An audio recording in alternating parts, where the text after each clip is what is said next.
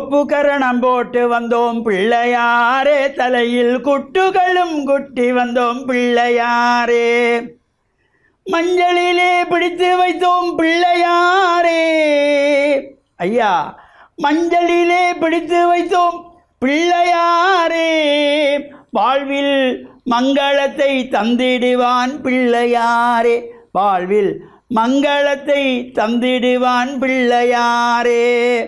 வேலுண்டு வினை தீர்க்க எந்தன் முருகையா, உந்தன் மயிலுண்டு எமை காக்க நல்லூர் கந்தையா. வேலுண்டு வினை தீர்க்க எந்தன் முருகையா, ஐயா வேலுண்டு வினை தீர்க்க எந்தன் முருகையா, உந்தன் மயிலுண்டு எமை காக்க நல்லூர் கந்தையா. ஓம் நமச்சிவாய. மேன்மைகள் சைவ நீதி விளங்குக உலகமெல்லாம். நோயற்ற வாழ்வே குறைவற்ற செல்வம். அந்த நோய் நொடிகள் இல்லாத வாழ்வு இந்த உலக மக்கள் எல்லோரும் வாழ வேண்டும் என்று கலியுகத்தின் காந்தமலை ஜோதியாகிய சபரிமலை சுவாமி ஐயப்பனுடைய திருவடிகளை சிறந்தாழ்த்தி டான் தமிழொலி ஓம் தொலைக்காட்சி நேயர்கள் அனைவருக்கும் சர்வதேச இந்து மத குருபீடம் அகில இலங்கை சபரிமலை ஸ்ரீ சாஸ்தாபீடத்தின் சார்பில் இனிய வணக்கங்களும் நல்லாசிகளும். இன்றும் மங்களகரமான விஸ்வாவசு வருஷம் ஐப்பசி மாதம் 8ஆம் நாள் 25/10/2025 சனிக்கிழமை. இன்று மலர்ந்திருக்கின்ற இன்றைய பொழுதும் நம் எல்லோருடைய வாழ்விலும் எல்லா விதமான சிறப்புகளும் வெற்றிகளும் கிடைக்க வேண்டும் என்று இறைவனை பிரார்த்தித்து, பெற்றோர்கள் பெரியோர்கள் குருவானவர்களையும் வணங்கி அவருடைய அன்பையும் ஆசியையும் பெறுகின்ற பொழுது எந்த நாளுமே நமக்கு நல்ல நாளாக அமையக்கூடியது. இன்று மந்தவாரம் என்று சொல்லப்படுகின்ற சனிக்கிழமை. பொதுவாக இந்த சுப காரியங்கள் எதுவுமே சனிக்கிழமையிலே செய்யக்கூடாது, சனிக்கிழமையிலே ஆரம்பிக்கக்கூடாது. ஒரு ஆலயத்திலே கும்பாபிஷேகத்துக்கான கிரியைகள் சனிக்கிழமையிலே ஆரம்பிக்கக்கூடாது, சனிக்கிழமையிலே கும்பாபிஷேகம் பண்ணக்கூடாது, சனிக்கிழமையிலே கல்யாணம் பண்ணக்கூடாது, சனிக்கிழமையிலே நிச்சயார்த்தம் பண்ணக்கூடாது, சனிக்கிழமையிலே சுப காரியங்கள் எதுவுமே ஆரம்பிக்கவும் கூடாது, செய்யவும் கூடாது. இறை வழிபாட்டுக்கு சனீஸ்வர பகவானை வேண்டி வழிபாடு செய்வது, எள்ளெண்ணெய் தீபம் ஏற்றி வழிபாடு செய்வது, மகாவிஷ்ணுவை வழிபாடு செய்வது, சபரிமலை ஐயப்ப சுவாமியை வழிபாடு செய்வது, அதற்கு சிறப்பு இந்த சனிக்கிழமை. இன்றைய தினம் விக்னங்கள் தீர்க்கின்ற விநாயகப் பெருமானுடைய மாதங்கள் தோறும் அனுஷ்டிக்கின்றதாகிய சதுர்த்தி வளர்பிறை சதுர்த்தி விரதம். பல்வேறு ஆலயங்களிலே இந்த விநாயகப் பெருமானுடைய வளர்பிறை சதுர்த்தியை முன்னிட்டு விசேஷமான அபிஷேகங்கள், பூஜைகள், ஆராதனைகள், உற்சவங்கள் நடைபெறுகின்ற இடங்களிலே நாமும் ஆசார சீலராக சென்று பிரார்த்தனைகள் செய்து விநாயகப் பெருமானை வேண்டி வழிபாடுகள் செய்கின்ற பொழுதும் எல்லா விதமான சிறப்புகளும் கிடைக்கக்கூடியது. அதேபோல் இப்பொழுது முருகப்பெருமான் கலியுகத்தின் தெய்வம் என்று போற்றப்படுகின்றவராகிய தமிழ் கடவுள் என்று போற்றுகின்ற முருகப்பெருமானுடைய கந்தசஷ்டி விரத அனுஷ்டானங்கள் நடைபெற்று கொண்டிருக்கின்றது. இந்த முருகப்பெருமானுடைய இந்த கந்தசஷ்டியிலே பல்வேறு ஆலயங்களிலும் சிறப்பான அபிஷேக பூஜை ஆராதனைகள் சண்முகார்ச்சனைகள் நடைபெறும். இங்கே கந்தபுராண படலங்கள் படிக்கப்படும். அதேபோல் கந்தசஷ்டி கவசம், கந்தர் அனுபூதி, கந்தர் அலங்காரம் இவையெல்லாம் அங்கே பாராயணம் செய்யப்படுகின்ற பொழுதும் எல்லா விதமான சிறப்புகளும் கிடைக்கக்கூடியது. முருகப்பெருமான் இந்த முருகு என்ற சொல்லுக்கு அழகு என்று பெயர். அழகே உருவானவன் முருகப்பெருமான். குன்றிருக்கும் இடமெல்லாம் குமரன் இருப்பான் என்று போற்றப்படுபவர். அவ்வாறாகிய முருகப்பெருமான் இந்த அழகின் வடிவமாகிய முருகன் பல்வேறு ஆலயங்களிலே சிறப்பாக அலங்காரங்களோடு காட்சி கொடுத்து அடியவர்கள் வந்து வணங்கி வழிபாடு செய்கின்ற பொழுது அவர்களுக்கு எல்லா விதமான சிறப்புகளையும் தருகின்ற வகையிலே இங்கே ஆலயங்களிலே அலங்காரமாக வீற்றிருப்பார். அந்த முருகப்பெருமானுடைய ஆலயங்களிலே நாம் இந்த கந்தசஷ்டி காலங்களிலே ஆசார சீடராக விரதம் இருக்கின்றவர்கள் அங்கே தர்ப்பை அணிந்து சங்கல்பம் செய்து விரத வழிபாடு ஈடுபடுகின்றவர்களெல்லாம் ஆசார சீடராக நாம் ஆலயங்களுக்கு செல்ல வேண்டும். நமது சமய கலாச்சார உடைகளோடு ஆலய வழிபாட்டுக்கு சென்று இறை பிரார்த்தனையில் ஈடுபட்டு இறையருளை பெறுவதோடு இன்று விநாயகப் பெருமானுடைய சதுர்த்தியிலே விநாயகப் பெருமானையும் வழிபட்டு அருள் பெற்று மண்ணில் நல்ல வண்ணம் வாழ டான் தமிழொலி ஓம் தொலைக்காட்சி நேயர்கள் அனைவருக்கும் சர்வதேச இந்து மத குருவிடம் அகில இலங்கை சபரிமலை ஸ்ரீ சாஸ்தாவிடத்தின் சார்பில் நல்ல ஆசிகளை கூறிக்கொள்வதில் மனமகிழ்வு கொள்கிறோம். சர்வே ஜனாக சுக்கினோ பவந்து சமஸ்த சன்மங்களானி சந்து. சுபம்.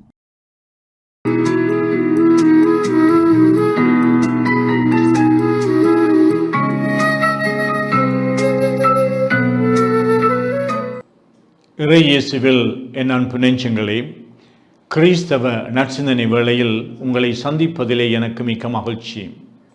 ஆண்டவர் இயேசுவின் அன்பும் அருளும் உங்கள் அனைவரோடும் இருப்பதாக.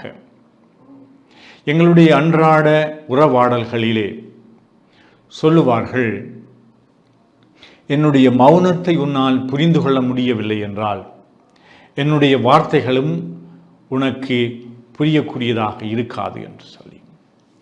ஏனென்றால்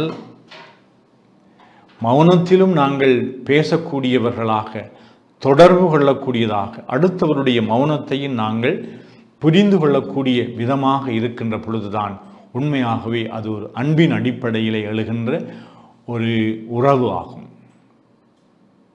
ஆனால் நாங்கள் என்ன செய்கின்றோம் என்றால், அடுத்தவர்கள் இப்படித்தான் இருப்பார்கள், இதைத்தான் அவர்கள் நினைத்து இதைத்தான் அவர்கள் செய்ய விரும்புவார்கள் என்றெல்லாம் நாங்கள் தவறான முறையிலே அடுத்தவர்களை புரிந்து கொள்கின்றோம். எங்களுடைய எண்ணங்களை, எங்களுடைய விருப்புகளை அடுத்தவர்களிடம் திணித்து அவர்களிடம் சாற்றி நாங்கள் அவர்கள் இப்படித்தான் என்று சொல்லி தவறாக இடை போடுகின்றோம். அப்படி செய்வதனாலே எங்களுடைய உறவாடல்களிலே மென்மேலும் சிக்கல் நிறைந்ததாகவும் பிரச்சனைகளை உருவாக்குகின்றதாகவும் கசப்புணர்வுகளை பிறப்பிக்கின்றதாகவும் இருக்கின்றது. இயேசு தம்முடைய போதனையிலே சொல்லுகின்றார், இந்த காலநிலைகளை எல்லாம் நீங்கள் ஆய்ந்து அதை பற்றி நீங்கள் முன்னே அறிந்து அவற்றை சொல்லக்கூடிய ஆற்றல் படைத்தவர்களாக இருக்கின்றீர்கள், அனுபவம் கொண்டவர்களாக இருக்கின்றீர்கள். ஆனால் இந்த காலத்தினுடைய அறிகுறிகளை அறியாமல் இருக்கின்றீர்களே.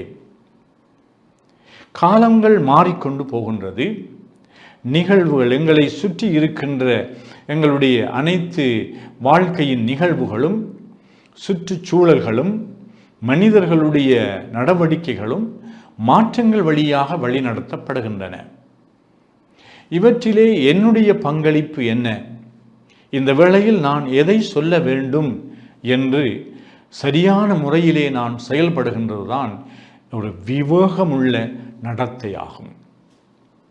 அதனாலே அடுத்தவர்களுடைய உணர்வுகளை புரிந்து, அடுத்தவர்களுடைய தேவைகளை அறிந்து, அடுத்தவர்களுடைய எதிர்பார்ப்பை எங்களுடைய மனக்கண்முன் சரியான முறையிலே நாங்கள் அதை நியாயப்படுத்தி தீர்ப்பளித்து நாங்கள் சரியான முறையிலே நடந்து கொள்கின்ற பொழுது, அந்த வேளையிலே நீ இதை எனக்கு சொன்னதால் என்னுடைய மனம் குளிர்ந்தது, இந்த வேளையிலே நீ என்னை காயப்படுத்தி இப்படிப்பட்ட இப்படிப்பட்ட விடயத்தை நீ சொன்னபடியினால், நீ என்னை தவறாக புரிந்து கொண்டதனால் என்னுடைய மனம் காயப்பட்டு விட்டது என்று இப்படி பலவாறு அவர்கள் எங்களுக்கு ஃபீட்பேக் எங்களுக்கு தருவார்கள். ஆனால் நாங்கள் எப்பொழுதும் காலத்தின் அறிகுறிகளை அறிந்து இந்த காலத்திற்கு ஏற்ப எங்களுடைய நடவடிக்கைகளை நாங்கள் முன்னெடுத்து செல்லுகின்ற பொழுதுதான் நாங்கள் இந்த உலகத்திலே தற்பொழுது வாழ்வதனுடைய அர்த்தத்தை பெற்றுக்கொள்ள முடியும். காலத்தின் தேவைகளை, ஒரு தாய் தன்னுடைய பிள்ளையினுடைய உணர்வுகளை நன்றாக உணர்ந்து கொள்ளக்கூடியவளாக இருப்பாள். காரணம், அவள் அந்த பிள்ளையை உண்மையாகவே அன்பு செய்கின்றாள். இவ்வாறு தான் ஒரு கணவன் மனைவி இவர்களுக்கு இடையிலே இருக்கின்ற இந்த உறவிலே பல தடவைகளிலே விரிசல்கள், பிரச்சனைகள், சிக்கல்கள் எழுவதற்கு காரணம் அடுத்தவர்களுடைய மனங்களை நாங்கள் புரிந்து கொள்வதில்லை. அவர்களுடைய எண்ணங்களை நாங்கள் தவறான முறையிலே அவருக்கு தீர்ப்பு வழங்குகின்றோம்.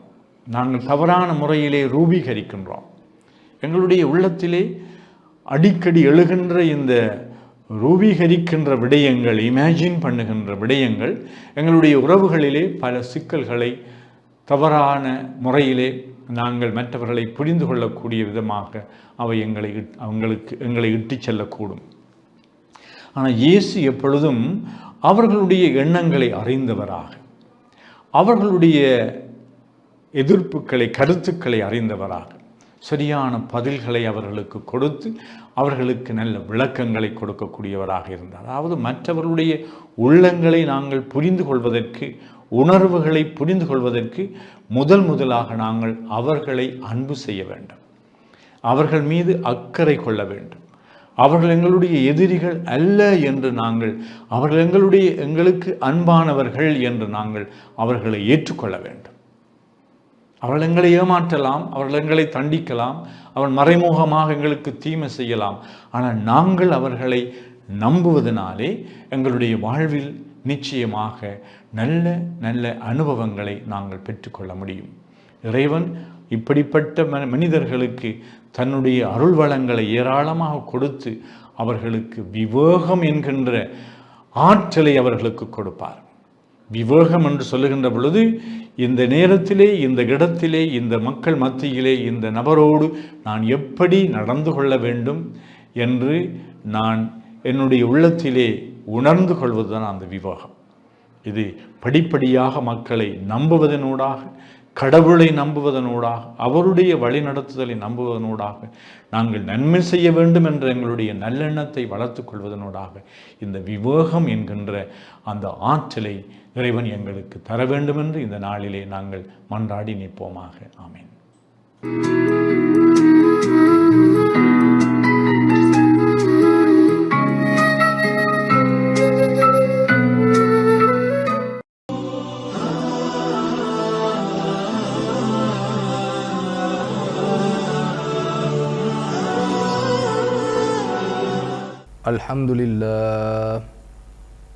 Alhamdulillah nahmaduhu wa nasta'inuhu wa nastaghfiruhu wa nu'minu bihi wa natawakkalu alayhi wa na'udhu billahi min shururi anfusina wa min sayyiati a'malina man yahdihillahu fala mudilla lahu wa man yudlil fala hadiya lahu fa'udhu billahi minash shaitanir rajim. Bismillahir rahmanir rahim. الذي خلق الموت والحياة ليبلوكم أيكم أحسن عملا وهو العزيز الغفور. صدق الله العلي العظيم.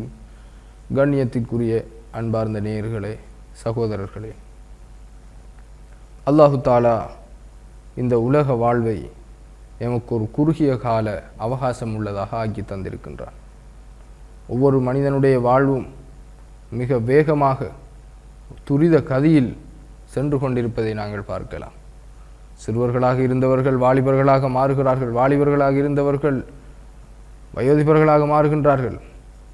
குறுகிய காலத்திற்குள் இந்த வாழ்க்கை முடிந்து ஒவ்வொரு 10 வருடமும் கடக்கின்றது. அந்த 10 வருடத்திற்கு பின்னால் திரும்பி பார்த்தால் 10 வருடம் மிக வேகமாக சென்றிருப்பதை எல்லோரும் அளவலாவுவதை, கதைப்பதை, உரையாடுவதை நாங்கள் கண்கூடாக கண்டு கொண்டிருக்கின்றோம். ஏன்? குறுகிய கால வாழ்க்கை தான் மனிதனுடைய அவகாசமாக இருந்து கொண்டிருக்கின்றது. இது அல்லாஹு தாலாவின் புறத்திலிருந்து வழங்கப்பட்டது. இதனைத்தான் அல்லாஹு தாலா அல் குர்ஆனிலே அல்லதி ஹலகல் மௌத வல் ஹயாத், நாங்கள் இந்த இறப்பையும் ஹயாத் என்கின்ற இந்த வாழ்வையும் உங்களுக்கு வழங்கி இருப்பது எதற்காக? லியபுலுவக்கும் ஐயுக்கும் அஹ்சனு அமலா, யார் சிறந்த நல்ல காரியங்களை நிலைநாட்டுகின்றார் என்பதை பரீட்சித்து பார்ப்பதற்காக என்று அல்லாஹு தாலா குறிப்பிடுகின்றார். சிறந்த நற்காரியங்கள் என்று சொன்னால் என்ன? எவையெல்லாம் அல்லாஹ்வினால் ஏவப்பட்டுள்ளதோ, அல்லாஹ்வினால் அவனுடைய அல் குர்ஆனிலே ஏவல்களாக செய்யக்கூடிய விடயங்களாக கட்டளையிடப்பட்டுள்ளதோ, நபி ஸல்லல்லாஹு அலைஹி வஸல்லம் அவர்கள் முன்மாதிரியாக காட்டி தந்திருக்கின்றார்களோ, அவை அனைத்தும் நல்ல செயல்கள். கெடுதியான செயல்கள் என்று சொன்னால் என்ன? எவையெல்லாம் மோசமான பாவமான காரியங்கள் என்று அல்லாஹு தாலாவினால் தடையுத்தரவு பிறப்பிக்கப்பட்டிருக்கின்றதோ, கட்டளை விதிக்கப்பட்டிருக்கின்றதோ, நபி ஸல்லல்லாஹு அலைஹி வஸல்லம் அவர்கள் தடை செய்திருக்கின்றார்களோ, செய்யாமல் தவிர்ந்திருந்தார்களோ, அவை அனைத்தும் கெட்ட செயல்கள், தீய செயல்கள். எனவே அது எந்த வழியில் அது நோக்கப்பட்டதாக இருந்த போதிலும் அது நல்ல செயல் என்று ஏவப்பட்டதுதான் நல்ல செயல். ஹலால் ஹராம், நல்லது கெட்டது, சுத்தமானது அசுத்தமானது, நாகரிகமானது நாகரிகமற்றது என்று பல வழிகளில் இஸ்லாம் நல்ல விடயங்களை காட்டி தந்திருக்கின்றது. அதிலே அடிப்படையானதுதான் மக்களுடன் நல்ல முறையில் நடந்து கொள்வது. ரசூலுல்லாஹி ஸல்லல்லாஹு அலைஹி வஸல்லம் அவர்கள் மக்காவிலிருந்து மதீனாவிற்கு ஹிஜ்ரத் எனும் அந்த இடம்பெயர்வு நகர் அல்லாஹ்வுக்காக வேண்டி ஊரை விட்டு சென்றதன் பின்னால் அவர்கள் செய்த உபதேசம் என்ன? அஃஷுஸ் சலாம் அத்தீமுத் ஆம் சல்லு அலன் நாஸின் நியாம். மக்களுக்கு மத்தியில் சலாம் எனும் முகமனை பரப்புங்கள். அஸ்ஸலாமு அலைக்கும் வரஹ்மத்துல்லாஹி வபரகாத்துஹு, உங்கள் மீது சாந்தியும் சமாதானமும் உண்டாவதாக என்ற ஒரு மனிதனை பார்த்து முகம் மலர்வது, முகமன் கூறுவது, அது ஒரு அவனுக்கு செய்கின்ற பிரார்த்தனையாகவும் நலவான செயலாகவும் இருக்கும்.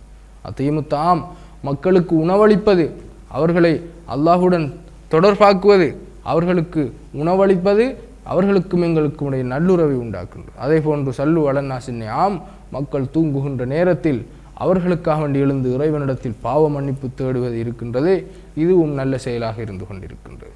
பாதையில் கிடக்கின்ற கல் முல்லை அகற்றி ஓரமாக போடுவது கூட தர்மம் என்று ரசூலுல்லாஹி ஸல்லல்லாஹு அலைஹி வஸல்லம் அவர்கள் சொன்னார்கள்.